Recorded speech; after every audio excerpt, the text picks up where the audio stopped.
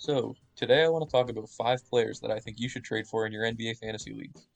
So, to start off, we'll talk about the player that's the thumbnail of this video, and that's Trey Young of the Atlanta Hawks.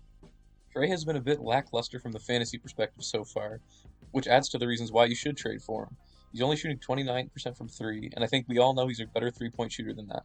That and the fact that Atlanta seems to want to run every single play through Trey Young. I mean, if he is not touching the ball on a possession, they're counting that as a failure because it seems like if he's not the one taking the last shot or making the pass that's going to lead to a bucket, then they just don't want to do that. Like, I don't know if it's because they're trying to prove that they didn't fuck up when they picked him over Luka Doncic, but who knows? I think you should take advantage of it. His value is pretty low right now, so you could definitely get him for a lot less than he should be going for. So I would definitely try to pick up Trey Young for your squad, and I think his points per game will increase very soon.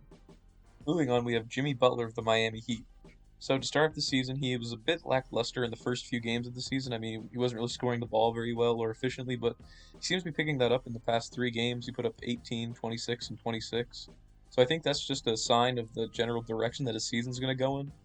He is their main offensive player, I would say. I mean, he doesn't shoot the ball as much as you'd like him to because he's more focused on getting everyone involved and making sure the offense is running smoothly. So but he does have those games where he feels like being a bit more aggressive, and it's those ones that you really have to watch out for because that's when he's capable of putting up insane fantasy points with his efficient scoring, passing, and defensive stats. So Jimmy Butler is has some like lower trade value right now just because of those few bad games to start the season, and he's out because of the Rona right now, which is kind of wrecking the season. But anyway, I would definitely try to trade for him because his value is a bit lower right now just because of the start to the season, like I mentioned, and it's definitely on the upwards trajectory. So I would get him now because he's definitely going to help your team win. Sticking with the theme of players that have underperformed to start the season, next up we have Yusef Nurkic of the Portland Trail Blazers. That's kind of the main thing you want to look for when you're making fantasy trades, is players whose value is lower than you believe it should be at the moment, just because they're going through a cold stretch or whatnot. So the main reason Yusef Nurkic's value is so low right now is because of the minutes he's playing. I mean, they're practically splitting him and Cantor on the court this year. I mean, he's only averaging 22.9 minutes a game, which is just ridiculous because everybody knows Yusef Nurkic is way better than Cantor. I mean, you can't even have Cantor on the floor without teams just going at him in the pick and roll every possession. So Yusef Nurkic's minutes are definitely going to increase soon. They're probably just easing him back into the season just because of the injuries he's suffered in his career. And yeah, he's a really solid big man to have on your team, and you could definitely get him for a lot cheaper than you will be able to later in the season. So definitely try to pick up Nurkic if you can. Next up is the sloppy toppy bubble legend himself, Jamal Murray. So far, he hasn't really been that great in comparison to his bubble performance last season. After that bubble performance, I thought he was going to be in for a breakout campaign this season, and honestly, I stand by my prediction.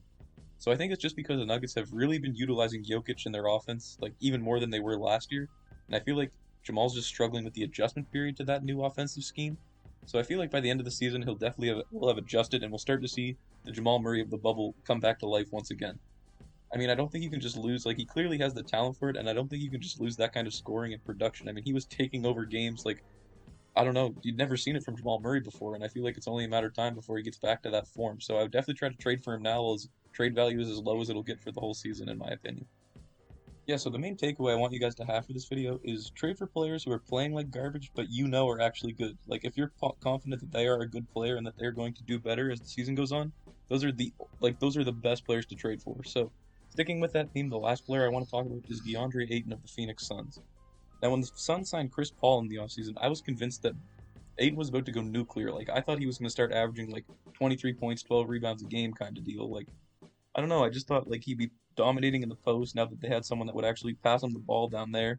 He'd be catching lobs off the pick and roll with Chris Paul, and so far that just hasn't really fully materialized. I mean, they are winning games, but I think Aiton just needs to be more aggressive on the offensive end. I mean, he's a beast in the post, and so far he's just not really asserting himself down there. But I feel like Monty Williams is a good enough coach that will drill that into him this year. That he needs to really just camp down there, get the ball, and go to work. Like that's what they drafted him to do, and that's what he needs to start doing. So that'll wrap it up for today. I thank you guys for watching. Put your trades in the comments below or what players you think that you need to trade to get these players on your team, and I will tell you if they're a good trade or not, or just give my general opinion on what I think of the deal. So yeah, thanks for watching, and I hope you guys all have a great day.